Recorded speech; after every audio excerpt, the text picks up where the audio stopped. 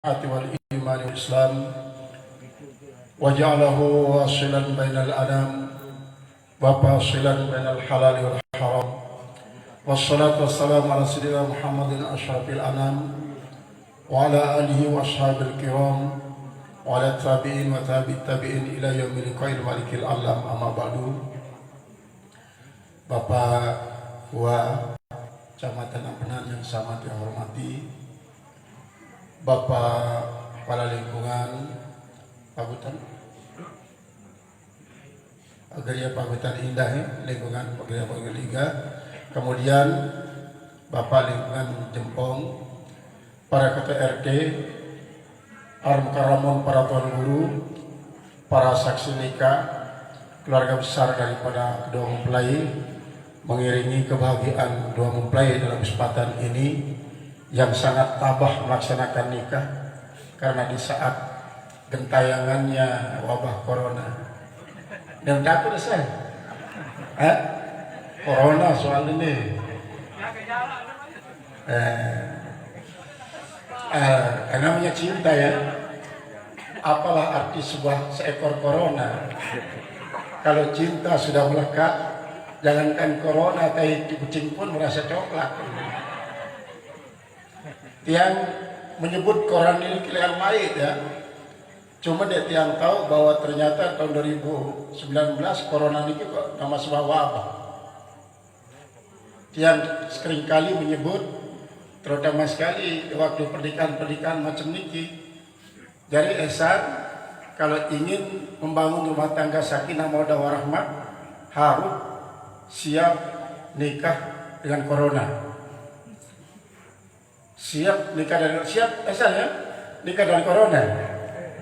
Cuma corona yang dia maksud ini bukan corona yang bentuk wabah yang membuat orang jadi sakit, tapi corona ini membuat orang jadi hidup dari dunia sampai surga.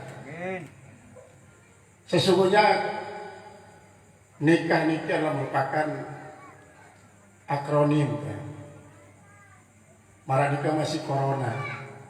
Itulah saya nikah karena Allah era dari kiamat dan terjadi mahkota dan mahkota kemuliaan. Mahkota kemuliaan lamunannya yayasan masih mahkota kain ya berwarna putih yang hanya numpang sementara baru keganas ya sarbarin. Udah mahkota mas ya. Niat dalam sebuah ibadah semua yang tiang perlu lakukan harus niat. Memang motivasi nikah itu berbeda-beda. Salah satu daripada yang 4 nikah. Ada orang yang nikah termotivasi oleh karena perempuan itu cantik, oleh karena dia punya harta banyak, oleh karena keturunannya bagus, atau oleh karena yang lain-lain. Yang paling utama adalah agama. Pasparu bisa tidin terlibat nyada. Niki motivasi bukan niat, bukan juga tujuan. Niat itu tetap sholat ibadah lah lillah. Nikah pun ibadah lillah. Jadi niat. Yang kedua adalah kasab. Itulah kasab, usaha. Apalah arti sebuah niat kalau tidak direalisasikan dalam bentuk usaha? Esan ingat seorang aktivis. Seorang aktivis tidak boleh berlutut, berpangku tangan dan berdepan gaduh. Tetapi kerja. Semua harus dilakukan secara terampil, profesional. Itulah kasar. Niat tak akan bisa terrealisasi kalau tidak ada fisik material jasmani untuk melaksanakan apa yang jadikan niat. Dalam rumah tangga, ikhtiar itu merupakan sesuatu yang penting untuk mencapai, memperoleh apapun yang akan kita cita-citakan atau sudah kita niatkan. Jadi harus ada kasar. Kemudian ini hak hubu, cinta. Esan masih punya cinta nggak? Besar apa cintanya kepada siapa panggilannya? Tidak. Ada 75% sah. Kalau ada sisanya buat siapa? Ingat, kalau para sufi mengatakan cinta itu cintanya salikin adalah diwujudkan dalam bentuk taat. cintanya Zahidin diwujudkan dalam bentuk meminta, sedangkan cintanya Arifin diwujudkan dalam bentuk memuji. Lalu cintanya Allah diwujudkan dalam bentuk memberi. Maka seorang muslim yang ahlus sunnah wal jamaah harus mempunyai yang 4 ini, yang berawal daripada beribadah itu adalah pengabdian, pengorbanan. Sedangkan meminta ini adalah meminta apa yang kita butuhkan sebagai tanda cinta. Kalau para arifin mencintai itulah dengan cara memuji, tetapi arifin juga mengkolaborasikan semua yang 3 ini, yaitu adalah beribadah, berdoa, kemudian memuji. Nah sekarang ihsan bisa merangkul yang 3 ini. Sedangkan Allah Subhanahu wa taala mewujudkan cintanya dalam bentuk memberi. Pemberian Allah itu ada kalanya yang membuat kita bahagia, kadang-kadang membuat kita sengsara. Kalau kita sadar bahwa apapun pemberian Allah kita wajib redha, itulah namanya seorang hamba merespon cinta Allah. Dalam kehidupan kita berumah tangga, seorang suami untuk wujudkan cintanya kepada istri itu adalah dengan cara memberi. Sekarang banyak terbalik. Istri itu sifatnya memberi, sedangkan suami yang meminta. Kalau terjadi terbalik, istri memberi, suami minta, berarti makamnya ada di tengah-tengah. Itu makam Zahidin. Nah, tapi dalam hal ini harus diwujudkan dalam bentuk memberi. Kalau meminta itu dalam suami istri, apalagi kalau yang namanya syahwat, ada hawa, ada syahwat, ada nafsu. Kalau yang 3 ini bisa kita laksanakan, maka itu masih kita memiliki sifat manusia yang baru mulai menjadi manusia, karena lebih mewujudkan syahwat daripada memberi, daripada etok. Nah kemudian barulah itu korona itu akronim daripada qanaah. Artinya qanaah itulah cukup dengan apa yang diberikan oleh Allah, merasa cukup dengan apa yang diberikan oleh Allah. Saya sudah punya istri 1, cukup sudah 1, jangan nambah lagi. Kira-kira cukup sana. Dedek berombok. Sayang berombok dari sesekeno daripada berombok semeta lain. Ya maksud daripada takwa bro. Dendek genti buku ni. Hari ini dendek genti. Lama ni kan orang berlaku sikit-sikit. Yang tergenti berarti harus naruh pemilik sebaru. Nah, qanaah harus menerima apa adanya dalam sikit-sikit. Merasa cukup. Nah kecuali kalau kita ditakdirkan oleh Allah, tidak ada manusia yang bisa melawan takdir. Roh itulah rahmah. Setelah kita memiliki sifat qanaah, maka rahmah. Rahmah ini sangat penting. Mawaddah wa rahmah. Ar-rahimuna yarhamuhumur rahmanu, irhamu man fil ardi yarhamkum man fis sama. Kasihanilah orang-orang yang ada di bumi. Niscaya orang yang di langit akan buat kalian dikasihi. Karena apa? Orang-orang yang mempunyai rahmah itu akan dikasihani juga oleh Allah Subhanahu wa taala. Rahmah ini sangat penting. Karena apa? Karena rahmah itulah bentuk kasih sayang akan terwujud ketika objek daripada rahmah itu mengalami kesulitan. Berbeda dengan mahabbah, dengan hub.